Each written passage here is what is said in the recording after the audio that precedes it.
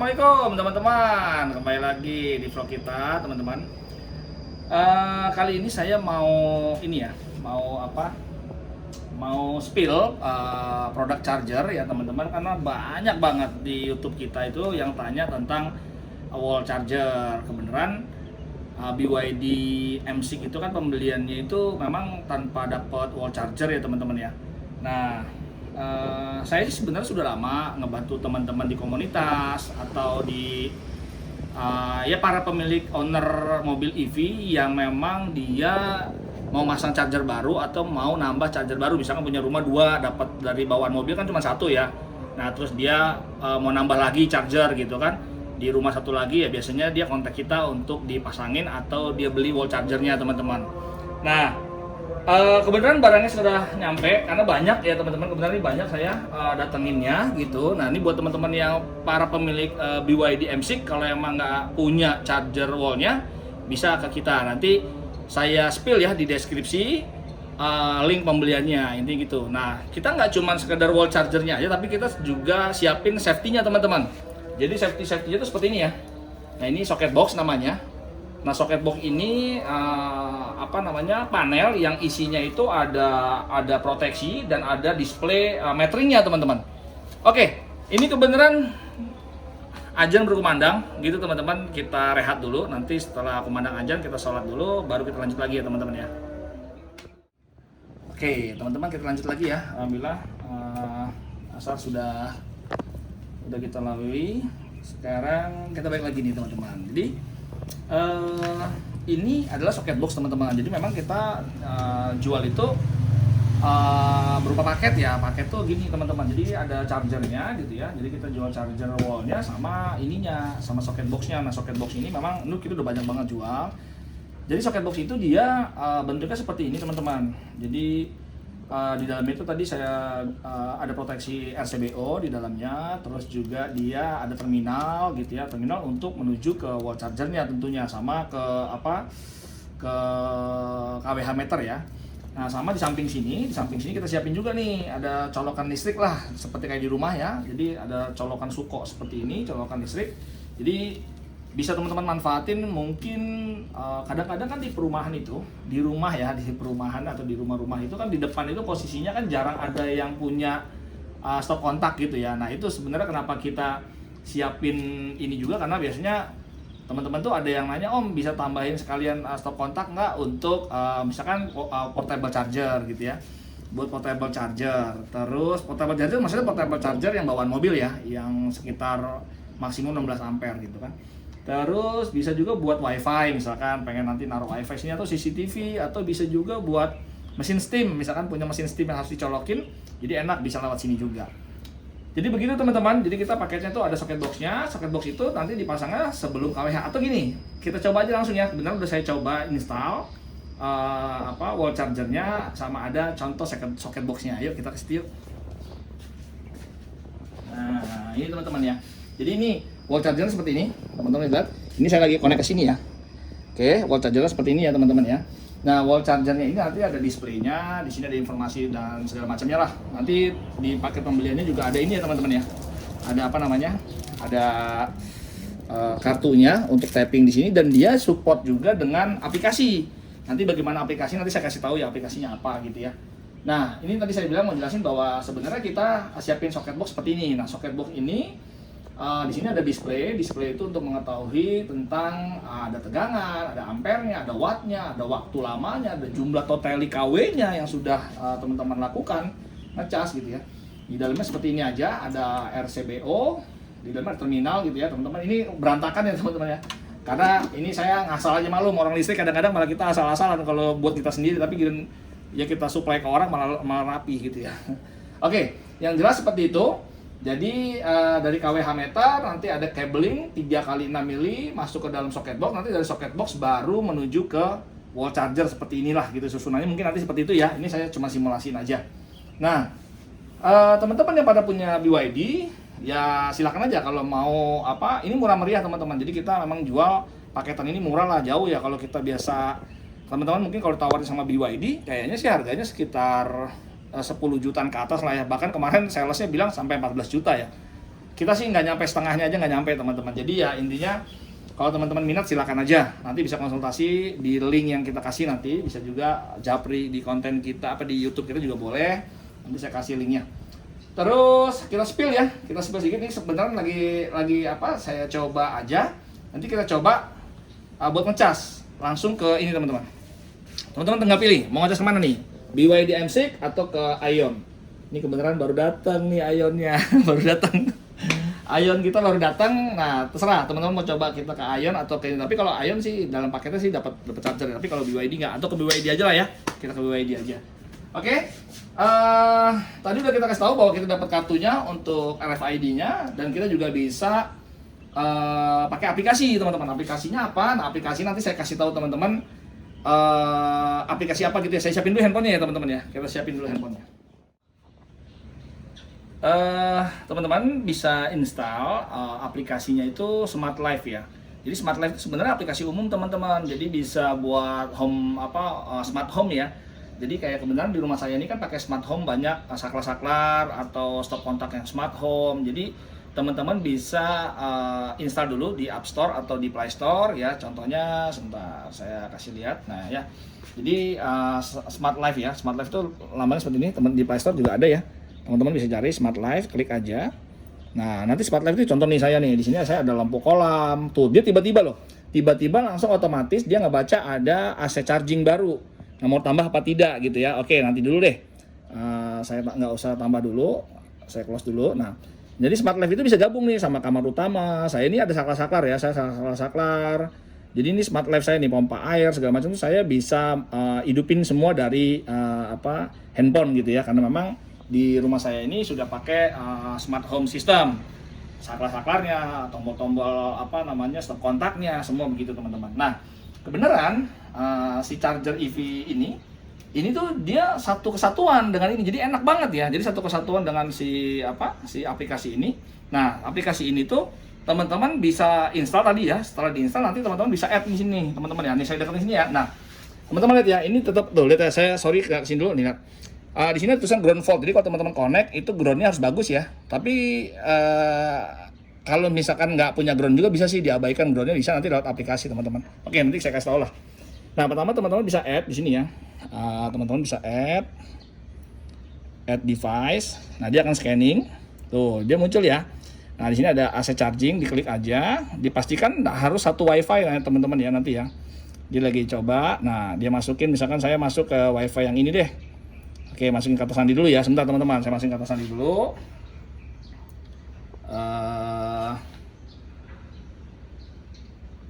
Oke, saya masukin. Lihat, saya udah masukin kata sandinya. Nah, dia ntar akan seperti ini tuh. Akan loading lah ya. Dia akan loading. Agak lumayan lama nih teman-teman loadingnya. Tergantung ya mungkin jarak dia ke repeater dan segala macam lah ya. Tapi biasanya sih cepat lah gitu. Oke, kita tunggu ya teman-teman ya. Nah udah ya, udah bisa. Sekarang langsung klik aja di sini. Ini selesai ya, selesain aja. Nah setelah sudah selesai, nanti teman-teman tunggu dulu. Dia masih loading ya. Dia mempersiapkan softwarenya tuh ya. Nah nanti muncul nih sini charging pile. Nanti bisa dikasih nama lah charging pile apa gitu ya teman-teman, bebas lah.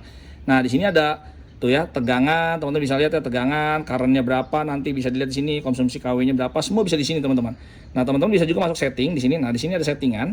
Nah di sini currentnya bisa disetting nih, charging currentnya mau berapa, 30 ampere kah, 31, 29. Teman-teman bisa setting di sini. Misalkan saya setting di sini anggap aja 16 ampere deh gitu ya, 16 ampere misalkan. Oke, confirm. Nah dia masuk nih ke sini nanti 16 ampere teman-teman. Oke, sebentar. Nih udah berubah ya sekarang ya, tadi kan 32 sekarang jadi 16 ya. Nah sekarang saya misalkan ini kan masih ground fault ya, teman-teman bisa lihat coba di sini ada ground fault, karena saya memang nih asal aja connect ke listriknya, karena saya belum connect ke groundnya tadi. Nah saya bisa abaikan di sini groundnya teman-teman. Teman-teman bisa cek di sini itu di mana ya lupa, function setting. Nah di sini ada ground fault ya, tuh ground fault diabaikan dulu aja, diabaikan dulu. Aduh. Nah lihat tuh sekarang udah ya. Please insert the gun. Dia prosesnya sekarang idle ya. Kalau tadi kan ground fault, nah sekarang sudah idle. Jadi kalau teman-teman teman-teman belum ada grounding di rumah, jadi ya diabaikan dulu aja, ground faultnya dihilangin dulu. Jadi diabaikan dulu, nanti teman-teman bisa langsung ngecas. Tapi kalau nggak ada, tapi kalau betternya ya teman-teman bangun grounding, setelah itu ya udah dipasang kabel, kan dia ada 3 kabel ya, jadi netral, line-nya sama groundnya harus dipasang aja gitu teman-teman ya. Oke ya, hanya gitu aja pakai aplikasi. Coba langsung kita coba ke BYD-nya ya, gitu ya teman-teman ya. Kita coba yuk sekarang yuk. Oke. Bisa startingnya bisa lewat aplikasi, bisa juga lewat kartu. Coba lewat kartu aja dulu lah ya. Oke, saya masukin ya ke ke mobil. Kita coba yang ke BYD aja. Awas, oke, nggak aman. Soalnya cuma temporary aja teman-teman, jadi nggak jatuh. Oke, kita coba ke BYD. Oke, masuk ya. Kita start yuk, sekarang yuk. Kita start sekarang. Nah, lihat nih, otomatis dia seperti ini tuh, lihat. Tuh. Lihat teman-teman ya. Dia langsung terkoneksi seperti itu, dia baca tegangannya, current ampere 15,5 ampere. Kebaca semua ya teman-teman ya. Langsung charging ya. Tuh. Nah, lihat teman-teman di sini. Di sini juga di socket box kita juga kelihatan tuh bahwa di sini ampernya, karena tadi kita setting 16 ampere cuma 3400 watt ya. 3500-an watt lah gitu ya. Bisa kelihatan ya, terus 15,4 ampere di sini ya. Enggak 16 ampere tapi 15,4 ampere. Jadi seperti itu ya. Wall charger seperti ini. Kita mudah banget, fleksibel juga, teman-teman bisa setting tadi mau ampernya berapa, mau 32 ampere bisa, mau 16 ampere bisa, mau berapapun bisa teman-teman. Nah terus gini, ini lagi ngecas ya, buktinya nih kita lagi ngecas di di BYD ya. Sekarang teman-teman bisa lihat kan sudah ngecas, atau mau lihat di mobilnya yuk, lihat mobilnya yuk. Kita buktikan di mobilnya, kebetulan mobilnya lagi nyala nih. Nah lihat teman-teman tuh di sana ya. Nah, deketin aja. Nah tuh lihat ya. Di situ ada 2,3 kW ya masuk ya. Sekarang baterai lagi 61%, lagi 2,3 kW teman-teman. Oke, cukup ya. Berarti intinya sudah kita coba di BYD MC ini bisa ngecas ya. Apa mau coba juga ke ini GAC Ion? Nggak usah ya, nggak usah teman-teman. BYD aja lah. Intinya sih sebenarnya pada prinsipnya sama. Mau ke mobil apapun yang sifatnya dia support Type 2 bukan GBT dia bisa, atau kalau mau ke Wuling pun juga bisa asal pakai konverternya dari Type 2 ke GBT ya teman-teman ya. Nah begini teman-teman, sembari kita ngecas nggak apa-apa ya. Banyak yang nanya sama saya, banyak yang nanya bahwa Om kenapa sih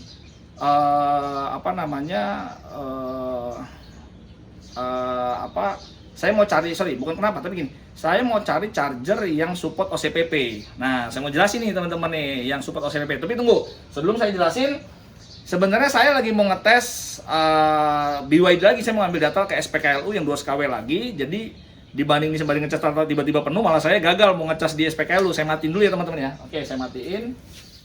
Oke, matiinnya bisa pakai kartu ya teman-teman ya. Jadi bisa pakai kartu ini. Kita matiin aja seperti ini ya. Lihat teman-teman, ini lagi jalan, teman-teman bisa mati langsung.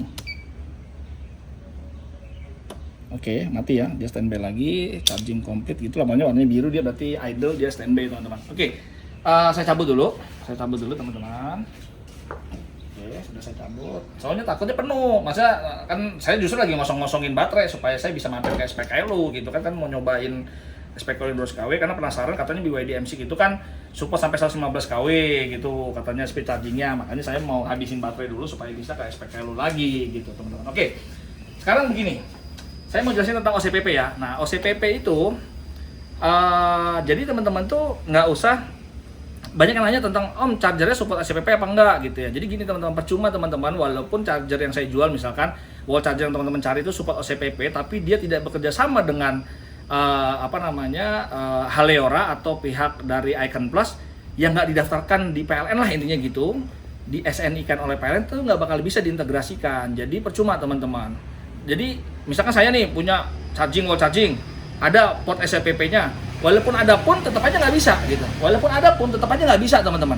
Karena kenapa? Karena charger kita ini tidak didaftarkan ke PLN untuk di SNI kan gitu ya ibaratnya. Jadi di setting untuk integrasi dengan yang teman-teman pengen supaya bisa integrasi dapat diskon 30%. Lagi pula begini, diskon 30% itu ya, diskon 30% itu sebenarnya kadang-kadang ya gimmick, ya nggak begitu ini banget teman-teman, nggak begitu nggak begitu kepake banget lah menurut saya. Saya jujur, coba sebentar saya iseng. Saya jujur ya, di bulan Agustus kemarin aja saya dapat cuma 30.000 satu bulan. Terus di bulan September kemarin saya dapat 36.000. Jadi paling satu bulan saya cuma dapat segitu aja gitu. Paling top sih saya pernah sampai 55.000 satu bulan. Tapi saya kebayang begini teman-teman ya. Misalkan teman-teman beli tadi yang paketnya charger yang dari bawaan mobil yang bisa terintegrasi misalkan gitu ya, harapannya dapat 30%. Sekarang teman-teman misalkan bedanya jauh nih, harganya 14 juta misalkan wall chargernya yang bawaannya mobil dan dia bisa integrasi. Tapi beli sama kita misalkan harganya cuma 5 juta misalkan gitu ya. Berarti bedanya, anggap aja bedanya 5 juta deh. Atau bedanya 6 juta, 5 juta. Bayangin kalau satu bulan cuma dapat masukan intensif lagi 30.000 subsidinya. Kalau cuma 50.000 aja, 50.000 satu tahun cuman baru 600.000. Kalau selisihnya 6 juta berarti butuh berapa tahun teman-teman? Berarti butuh sekitar 5 tahun kali ya, 6 tahun baru balik modal gitu kasarnya kalau selisih tadi ya gitu. Jadi ya menurut saya ya worth it nggak worth it lah pakai gimmick 30% tadi ya gitu teman-teman. Tapi kalau teman-teman dapat dari bawaan mobil ya nggak apa-apa. Tapi kalau teman-teman yang nggak dapat terus mau beli tapi maksain beli yang bisa integrasi dong, saya yang support OCPP supaya dapat diskon 30% ya mohon maaf, saya bukannya jelekin enggak, tapi kadang 30% itu ya tadi pengalaman kita cuma dapatnya paling satu bulan itu dapat 50.000 paling maksimum. 50.000 satu tahun cuman 600.000 kalau 5 tahun baru 3 juta gitu teman-teman. Jadi ya untuk selisih misalkan tadi belinya charger itu misalkan 14 juta, terus kalau beli di kita misalkan cuma 7 juta, misalkan bedanya cuman hampir 7 juta misalkan, ya kan nggak worth it banget kan gitu teman-teman. Gitu ya teman-teman ya. Jadi begitu. Kalau teman-teman ada yang mau minat, nanti saya kasih linknya di deskripsinya. Beli tokonya di mana, nanti ada linknya. Nanti yang mau tanya-tanya juga silakan gitu ya. Mau tanya silakan. Dan ini kali ini data nggak banyak teman-teman. Ini juga saya sebenarnya juga ngebantu teman juga ngejual. Jadi teman saya itu sebagai distributor resminya. Jadi ikut bantu usaha teman lah intinya gitu teman-teman. Jadi kita tanda kutip ngambil untung hanya untuk ngidupin teman-teman aja. Jadi ibaratnya saya punya teman-teman di kantor karyawan gitu. Jadi dia biar ya bisa ada tambahan lah. Paling tambahannya juga nggak banyak. Bayangin kalau harga charger hanya paling 5 jutaan tuh untungnya berapa sih gitu ya. Tapi saya senang karena yang ngerjain teman-teman saya sendiri itu orang-orang yang paham tentang kelistrikan. Jadi pasti aman, masangnya pasti aman sesuai prosedur dan standarisasi dunia kelistrikan. Begitu teman-teman. Oke ya. Sampai ketemu lagi lah di vlog kita berikutnya. Assalamualaikum warahmatullahi wabarakatuh. Bye.